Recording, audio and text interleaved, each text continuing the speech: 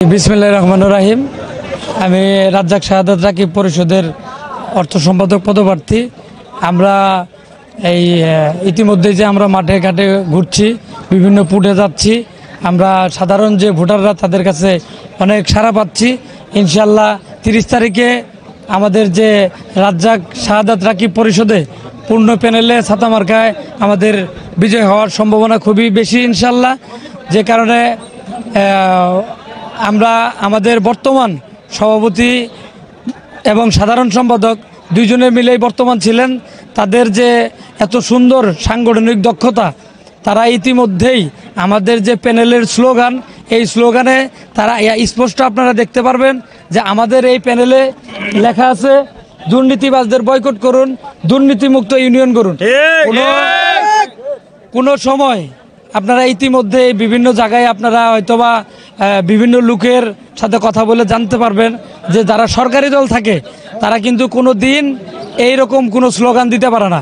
আমাদের সভাপতি এবং সাধারণ সম্পাদক বর্তমান থাকা অবস্থায় তাদের সৎসাহত আসে বিদায় এরকম একটি স্লোগান তারা আমাদের এই লিফলেটে ব্যবহার করেছে। পাশাপাশি এই রাজ্জাক শাহাদাত রাকিব পরিষদের অঙ্গীকার, সাধারণ কাস্টম সরকারের আমানতের জিম্মাদার, এই স্লোগানটাও তারা রেখেছে। ইতিমধ্যেই আমরা যে সাড়াটা পাচ্ছি, ইনশাআল্লাহ 30 তারিখে পূর্ণ প্যানেলে ছাতা মার্কায় আমরা বিজয়ী হব। ধন্যবাদ। ভোটারদের উদ্দেশ্যে আসলে আমরা কাজে বিশ্বাসী, আমরা কাজ করতে চাই। এই ভোটের আগে বিভিন্ন রকমের মিথ্যা প্রলোভন দেখিয়ে ভোটারদেরকে মিথ্যা আশ্বাস দিয়ে আমরা আসলে কোনো দুই নম্বরই কথা বলতে চাই না। আমাদের কাজে বিশ্বাসী আমরা।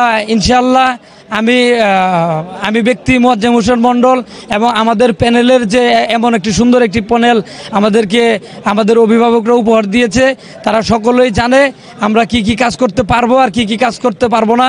আমাদের এখানে কাজ হচ্ছে বিমানের সাথে, আমাদের কাজ হচ্ছে কাস্টমস অফিসার এই কাস্টম হাউসে। সকলেই জানে এখানে যে পেপার প্রসেসিং এই সেই সকল কিছু আছে। আমরা অফিসারদের সাথে আমরা কথা বলে আমরা এই কাস্টম সরকারদের যদি কোনো সমস্যা থাকে এই সমস্যা আমরা সমাধান করব। এই কথাগুলো বলেই আমরা সাধারণ কাস্টম সরকারদের কাছে গিয়ে আমরা ভোট প্রার্থনা করছি। ধন্যবাদ।